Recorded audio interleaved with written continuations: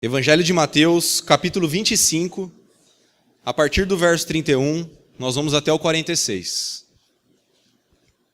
Amém? Diz assim a palavra de Deus: Quando, pois, o Filho do Homem vier na sua glória, e todos os anjos com ele, então se sentará no seu trono glorioso, e todas as nações serão reunidas diante dele. E ele separará uns dos outros, à semelhança do pastor que separa as ovelhas dos cabritos. E porá as ovelhas à sua direita, mas os cabritos à esquerda. Então o rei dirá aos que estiverem à sua direita: Vinde, benditos de meu Pai, possuí por herança o reino que vos está preparado desde a fundação do mundo. Porque tive fome e me destes de comer, tive sede e me destes de beber, era estrangeiro e me acolhestes, precisei de roupas e me vestistes, estive doente e me visitastes, estava na prisão e fostes visitar-me. Então os justos lhe perguntarão: Senhor, quando te vimos com fome e te demos de comer? Ou com sede e te demos de beber? Quando te vimos como estrangeiro e te acolhemos? Ou precisando de roupas e te vestimos? Quando te vimos doente ou na prisão e fomos visitar-te? E o rei lhes responderá: Em verdade vos digo, que sempre que o fizestes a um destes, meus irmãos, ainda que dos mais pequeninos, a mim o fizestes. Então ele dirá também aos que estiverem à sua esquerda: Malditos! Afastai-vos de mim para o fogo eterno, preparado para o diabo e seus anjos.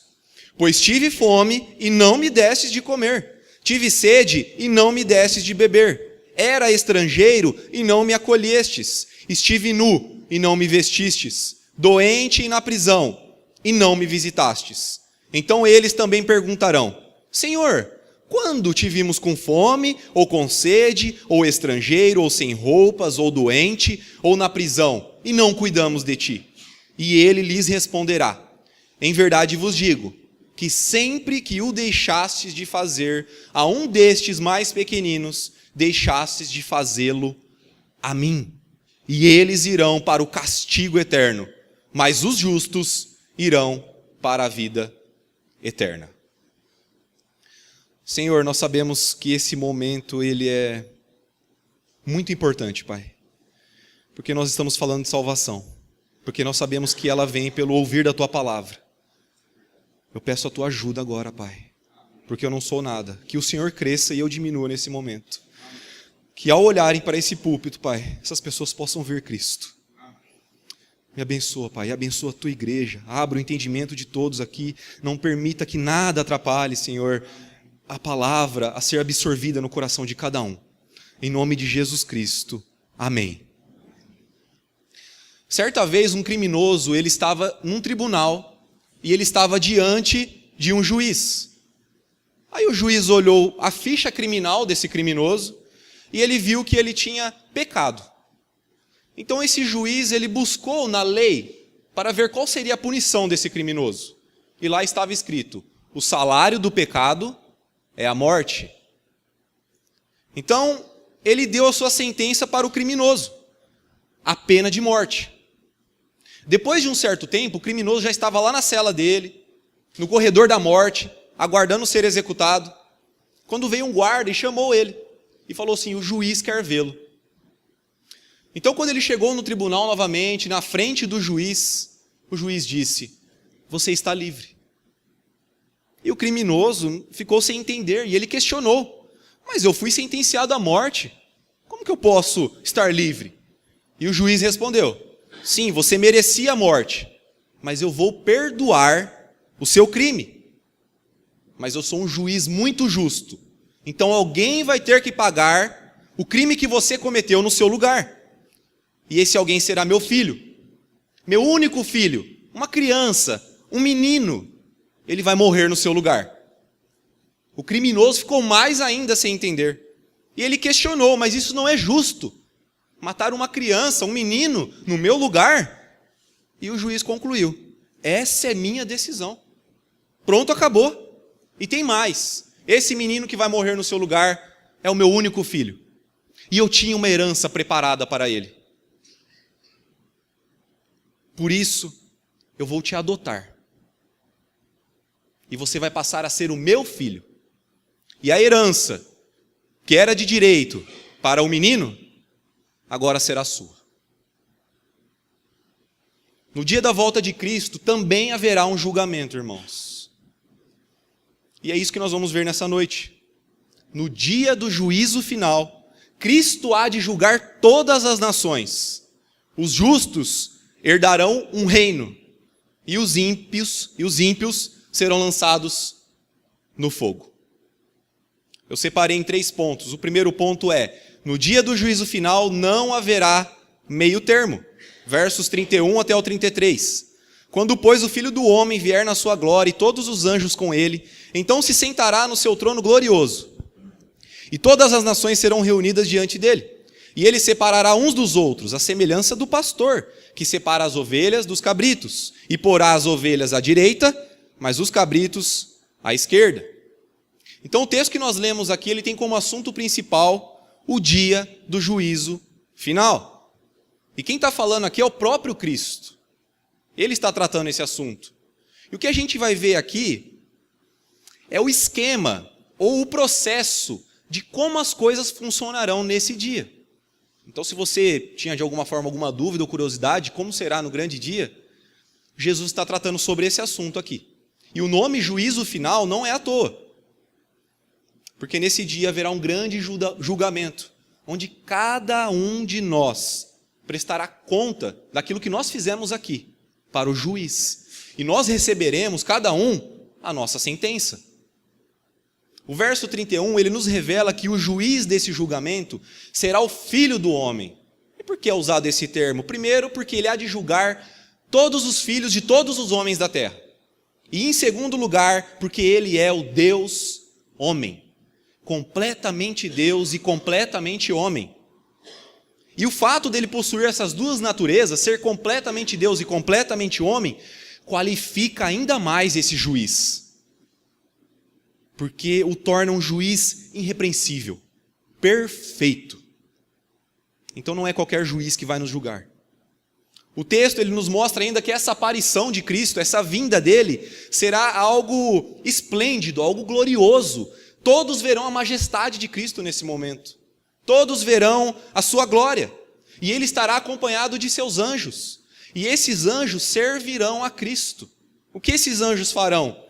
Eles convocarão o tribunal, eles ajuntarão os escolhidos e aqueles que hão de ser julgados, e também eles servirão como testemunhas, tanto para a glória dos santos, como também para a desgraça dos pecadores.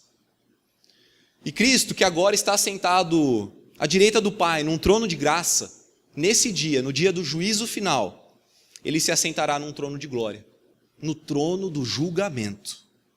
E para esse julgamento todas as nações serão reunidas.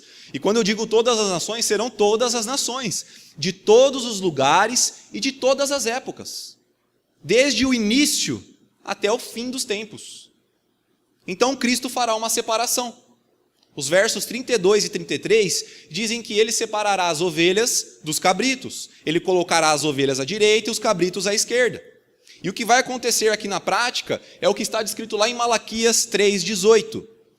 Então vereis outra vez a diferença entre o justo e o mal, entre o que serve a Deus e o que não serve. E ovelhas aqui faz referência aos justos, todos os salvos, todos aqueles que pertencem a Cristo. E os cabritos representam os ímpios, os condenados, aqueles que não se arrependeram, aqueles que não creram em Jesus Cristo e nem na sua obra. Qual é a aplicação desses versos para nós, irmãos? Quando Cristo julgar as nações, haverá uma separação permanente, que durará para sempre, por toda a eternidade. E vocês me desculpem que eu vou falar agora, mas seria muita pretensão da minha parte dizer que todos que estão aqui são de fato salvos. Eu não posso falar isso. Fato é que todos os cristãos aguardam a volta de Cristo. O dia que ele vem para buscar a sua igreja. E esse assunto, de certo modo, foi até banalizado. Quantas vezes no dia a dia a gente, diante de uma notícia ruim ou alguma tragédia, a pessoa diz assim: Jesus tem que voltar logo. Mas será que as pessoas que dizem isso sabem o que representa a volta de Cristo? A seriedade desse assunto? Quando nós dizemos que Cristo vem buscar a sua igreja, nós não estamos falando da igreja prédio. Não é porque você vem e frequenta esse prédio todos os domingos que você faça parte da igreja de Cristo. E é impossível para nós, qualquer um de nós aqui, distinguir de maneira infalível quem são os santos e quem são os ímpios. 1 Samuel 16:7, porque o Senhor não vê como o homem vê, pois o homem olha para a aparência, mas o Senhor para o coração. Eu preguei aqui da última vez sobre o bom pastor. E nós vimos que Jesus, ele é o bom pastor porque ele cuida do seu rebanho. E ele sabe diferenciar quem é a ovelha que pertence ao seu rebanho e quem não é. Assim, nesse dia, os cabritos, eles serão... os cabritos que estão infiltrados no meio da igreja, eles serão apartados, separados. Isso significa que todos os falsos cristãos serão revelados nesse dia. Irmãos, talvez pessoas que estão há mais de 20 anos na igreja, pessoas que já leram a Bíblia diversas vezes, pessoas que participam de toda a programação da igreja, não falta um culto, só que pessoas que talvez nunca se arrependeram verdadeiramente, pessoas que nunca creram e temeram de fato no Senhor Jesus Cristo. Eu quero que vocês notem que não haverá meio termo. Serão duas possibilidades, dois destinos, dois grupos. E a pergunta é: em qual desses grupos você estará nesse dia? No das ovelhas ou no dos cabritos? No dos justos ou no dos ímpios? No dos que terão a vida eterna ou no dos que terão o castigo eterno? Em qual desses grupos estará o seu cônjuge? A pessoa que você dorme todas as noites. Em qual desses grupos estará os seus pais? Aqueles que se sacrificaram para te criar. Aonde estarão os seus filhos? Aqueles que a palavra ordena que nós criemos na palavra e nos caminhos do Senhor. Aonde eles estarão? Aonde estarão os seus amigos? Aonde estarão aquelas pessoas que você vê todos os dias no seu trabalho, todos os dias na sua faculdade, na sua escola, na sua própria casa? Essas pessoas já creram em Cristo? Você já pregou o evangelho para elas? Você já orou pela conversão delas? Qual que foi a última vez que você clamou e chorou pela salvação dessas pessoas? Pessoas que estão sem Cristo, irmãos. E que no dia do juízo receberão sua sentença de condenação eterna. Esse é o primeiro ponto. No dia do juízo final, não haverá meio termo. E o segundo ponto é: no dia do juízo final, as boas obras serão levadas em consideração. Nós temos aqui o processo de julgamento em relação aos justos. E observemos que aquele que era chamado de pastor e que cuidava e protegia as ovelhas, agora ele é chamado de rei. Porque nesse dia, assim como hoje, ele tem toda a autoridade para julgar e para sentenciar. E mais ainda, Cristo se revela aos salvos de uma maneira... Perdão, irmãos, mas ainda assim Cristo ele vai se referir aos salvos de uma maneira bem especial. Ele os chama de benditos de meu Pai, que significa abençoados, livres da maldição. E os salvos aqui, eles são convidados a irem até o rei. E o motivo é explicado no verso 34. Possuí por herança o reino que vos está preparado desde a fundação do mundo. Então a herança para aqueles que foram salvos através de Cristo é um reino preparado pelo próprio Deus, um reino preparado desde a fundação do mundo.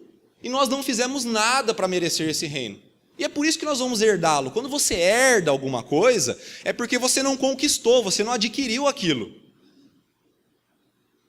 Mas nós, os cristãos, quando nós recebemos o Espírito de adoção, nós passamos a ser filhos de Deus e co-herdeiros em Cristo Jesus. Romanos 8,15. Porque não recebestes um espírito de escravidão para vos reconduzir ao temor, mas o espírito de adoção pelo qual clamamos, Abba, Pai. E como co-herdeiros no dia do juízo final, nós seremos chamados para irmos até Cristo, para recebermos a nossa herança. E nos versos 35 e 36, Jesus nos dá a razão para isso, para recebermos essa herança. Porque tive fome e me destes de comer, tive sede e me destes de beber, era estrangeiro e me acolhestes, precisei de roupas e me vestistes, estive doente e me visitastes, estava na prisão e fostes visitar-me. Cristo irá recompensar aqueles que forem obedientes à lei. Eu vou repetir. Cristo irá recompensar aqueles que forem obedientes à lei. E nesse caso específico nós estamos falando de nós não estamos falando de uma recompensa proporcional. Não é quanto maior a obra, maior o prêmio. Nesse caso aqui, nós estamos falando de uma recompensa baseada na promessa de Deus, que é de nos dar um reino. Só que esse reino, ele não é nosso, por direito nosso, mas porque foi comprado por Cristo. Assim nós podemos concluir que o que nos dá direito à recompensa é a promessa de Deus que foi comprada pelo sangue de Jesus Cristo. A obediência é apenas o que qualifica a pessoa. A obediência é apenas uma evidência de que essa pessoa foi salva. Você não é salvo por obedecer, mas obedece porque é um salvo. E diante de tudo isso, a reação dos justos é questionar.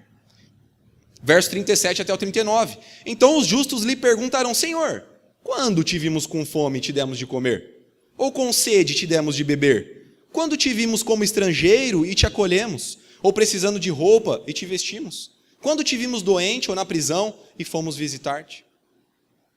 O que os justos estão perguntando aqui: Senhor, nós vimos muitos pobres passando por sofrimento e por dificuldade, mas quando que nós vimos o Senhor nessas condições? É isso que eles estão perguntando. E a resposta vem no verso 40. E o rei lhes responderá: em verdade vos digo que sempre que o fizestes a um destes meus irmãos, ainda que dos mais pequeninos, a mim o fizestes. Jesus está falando aqui de boas obras. E essas boas obras que Jesus está tratando são, em especial, obras de caridade e beneficência. E não são obras feitas para qualquer tipo de pessoa. O texto diz, meus irmãos. Então, no contexto em que Jesus estava, ele estava se referindo aos seus discípulos e aos seus seguidores. Ou seja, são as obras realizadas em favor dos cristãos. E a aplicação desses versos para as nossas vidas, irmãos. As boas obras são uma evidência de que você estará no grupo das ovelhas no dia do juízo. É possível nós sabermos quem são os salvos? Não. Somente Deus sabe quem são os eleitos. Agora, um salvo, ele vai ter evidências visíveis em sua vida. Romanos 8, 29. Pois os que conheceu por antecipação, também os predestinou para serem conformes à imagem de seu Filho, a fim de que ele seja o primogênito entre muitos irmãos. Deus não nos predestinou para vivermos de qualquer forma. Deus nos predestinou para sermos a imagem do seu Filho. E o processo de nos parecermos com Cristo é chamado de santificação. E essa mudança, ela vai acontecer de uma maneira gradual na vida do cristão. E vai durar a vida inteira. Ninguém vai ser totalmente santo nessa vida. O que acontece é o seguinte: alguém que foi alcançado pela graça de Deus e salvo, essa pessoa ela não tem como ela ficar do mesmo jeito. Ela vai produzir frutos, ela vai praticar boas obras. A fé sem obras é morta. E as boas obras que são tratadas aqui no texto implicam em 3 coisas que devem ser encontradas em todos os salvos. Sem exceção. Então, se você tinha alguma dúvida, se na sua vida você apresenta evidências de um salvo, preste atenção.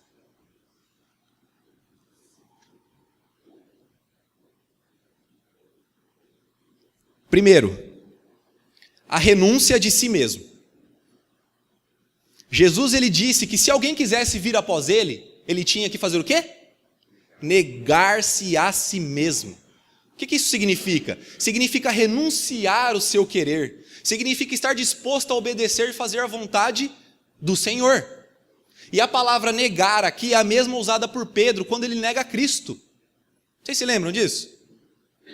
Viram Pedro e falaram assim: você não é aquele lá que andava com Jesus? O que ele diz? Nem sei quem que é Jesus. O negar-se a si mesmo para nós é assim. Maurício? Que Maurício? Eu não sei quem é Maurício. Foi você que fez, Maurício? Eu? Quem que é Maurício? Nem sei quem que é Maurício. Mas como que é isso na prática? Isso na prática é sermos iguais a Paulo, assim como descrito em Gálatas 2, 19 e 20. Pois pela lei eu morri para a lei, a fim de viver para Deus. Já estou crucificado com Cristo.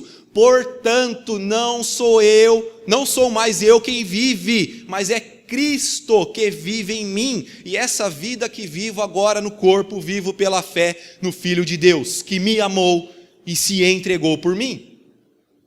Você tem renunciado a si mesmo todos os dias?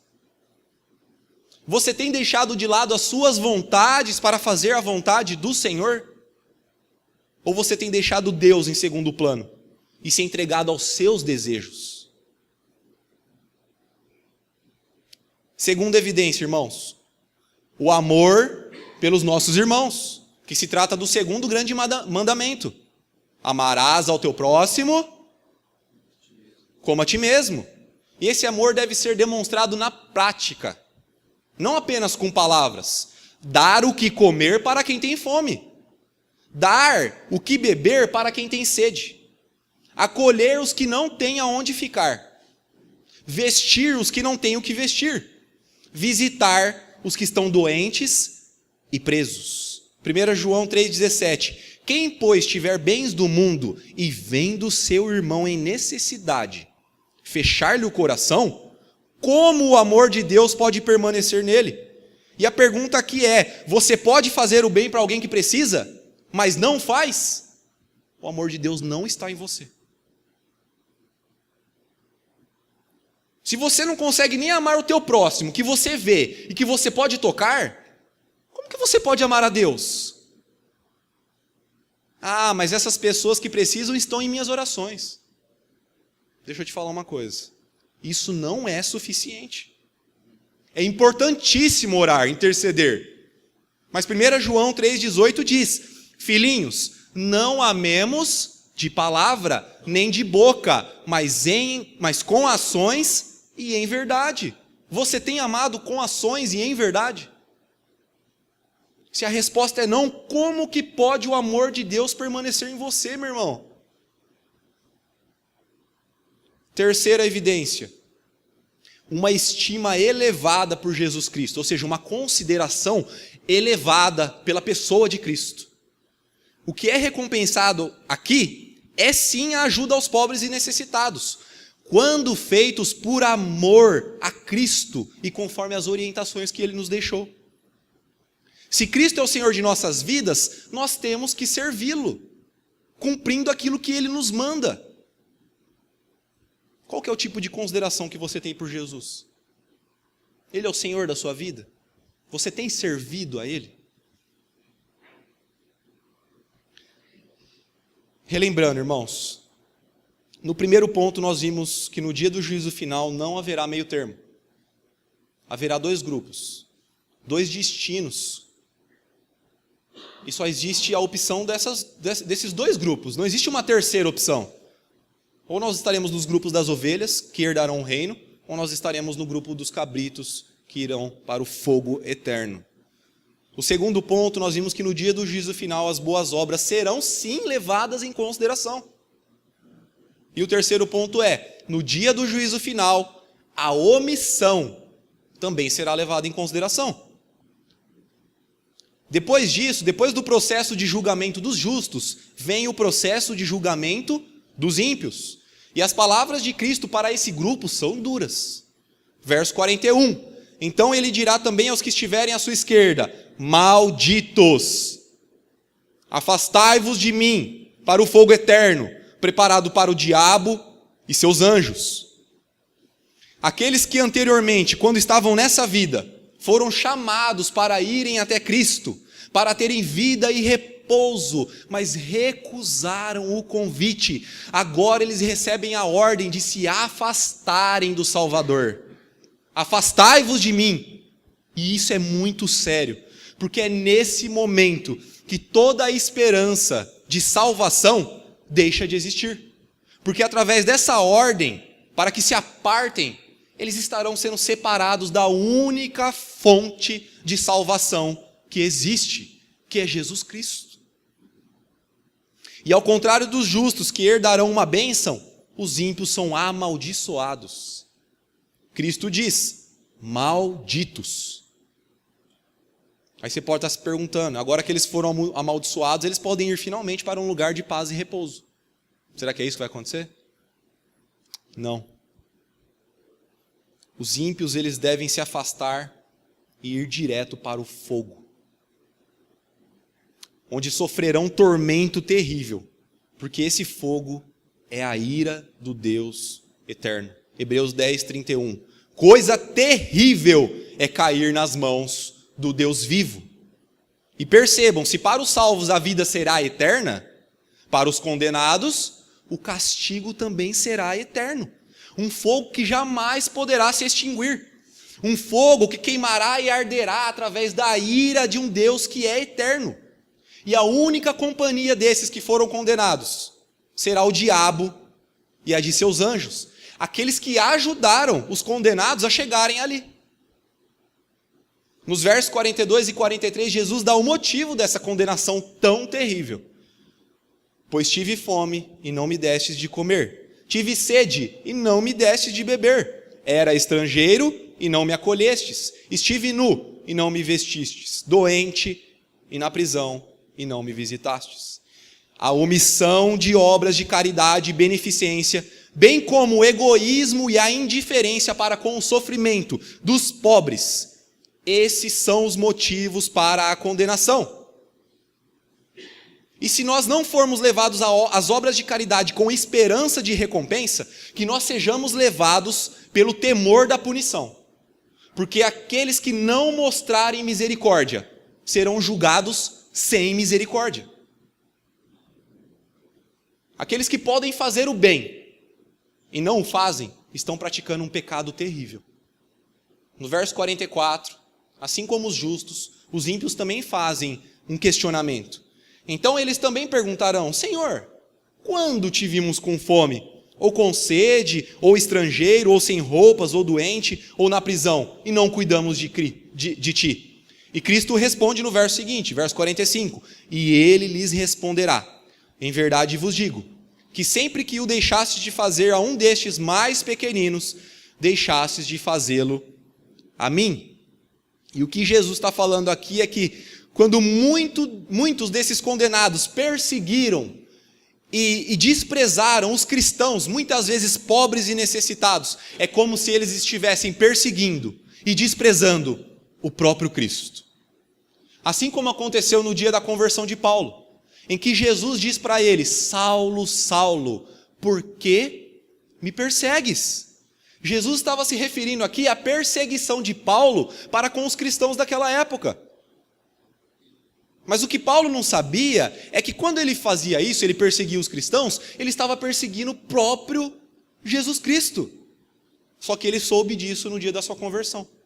Porém, alguns condenados só se darão conta disso no dia do juízo final, quando estiverem na frente do juiz.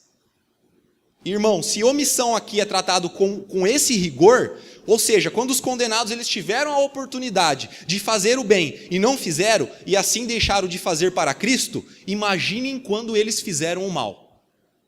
Imaginem quando eles perseguiram os discípulos e seguidores de Cristo.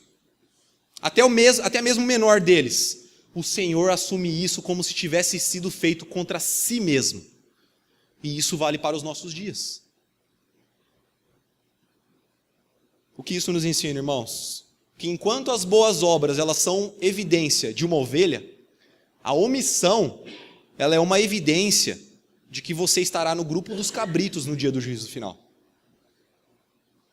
O quanto você tem se esforçado com obras de caridade? O que você tem feito para ajudar os necessitados? Jesus não está pedindo nada de impossível para nós, irmãos. Ele não disse assim, eu estava enfermo e não me curastes. Ele não disse, eu estava preso e não me libertastes. Ele diz, não me visitastes. Nem me visitar você foi. E nós não podemos doar algumas cestas e achar que está tudo bem, que nós estamos fazendo a nossa parte. Se a nossa igreja local deixasse de existir, alguém sentiria falta dela? Nós estamos fazendo a diferença na sociedade? Nós estamos fazendo a diferença nesse bairro? Você tem feito a diferença?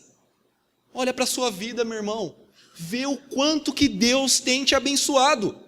Quantas refeições você fez hoje? Quantos banhos você tomou? Qual que é a quantidade de roupas que você tem dentro do seu armário? Como que você veio para a igreja hoje? De carro, de moto? Amanhã você vai acordar cedo para trabalhar? Você tem um emprego? Você percebe? O quanto que Deus nos deu, o quanto nós temos condições de fazer e não fazemos. Isso é omissão, é pecado. Irmãos, Deus tenha misericórdia de nós, porque nós estamos longe de fazermos aquilo que nós deveríamos fazer. Atos 2, 44 e 45. Todos os que criam estavam unidos e tinham tudo em comum. Vendiam suas propriedades e bens e os repartiam com todos, segundo a necessidade de cada um. Será que a nossa igreja se parece com essa igreja aqui que é descrita em Atos? Será que os cristãos dos nossos dias se parecem com os cristãos daquela época? Aí você pode dizer assim, Maurício, mas os tempos mudaram.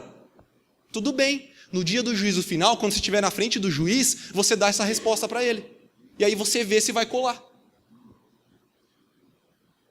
Finalmente, no verso 46, as duas sentenças são executadas. E eles irão para o castigo eterno, mas os justos irão para a vida eterna. Os ímpios eles serão conduzidos para a punição eterna. Não haverá adiamento.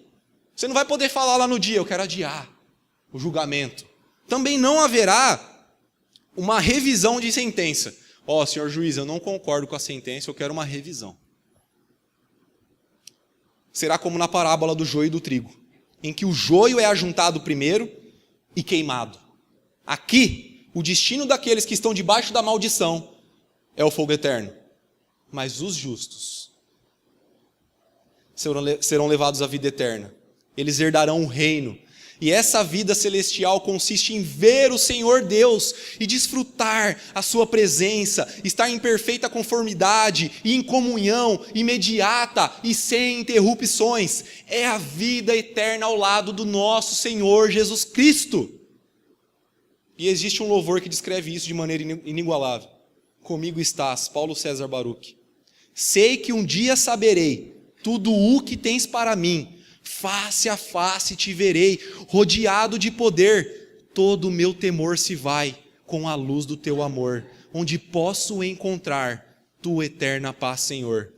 Onde flui adoração e as ruas de ouro são. Levantamos nossa voz a ti, Senhor. Nesta vida passarei por tristeza e dor, esperando ver chegar o grande dia do Senhor, quando todos vão cantar em sublime adoração, para teu nome exaltar. Sei que o dia chegará, onde reina eterna paz, não há guerras, nem temor. Levantamos nossa voz a ti, Senhor, sem pranto, angústia e dor, sem morte. Comigo estás, sem noite, sem aflição, sem culpa, comigo estás. Vocês se lembram da história do criminoso? A figura do juiz representa o próprio Deus. O criminoso é você, cheio de delitos e pronto para ser condenado. Mas aí entra o filho do juiz, seu único filho, um menino inocente, mas que é oferecido para cumprir a pena que você merecia, a pena de morte. E essa figura representa Jesus Cristo, que mesmo não contendo pecado algum, foi morto na cruz para pagar a dívida que você tinha. E na história o juiz adota o criminoso, que passa a ser o herdeiro de tudo aquilo que pertencia ao filho do juiz. Deus faz o mesmo com você. Você recebeu o espírito de adoção, agora você é filho dele e co-herdeiro em Cristo Jesus. Porque ao contrário da história em que o menino permanece morto, Jesus Cristo está vivo, ressuscitou e está no seu trono, à direita do Pai.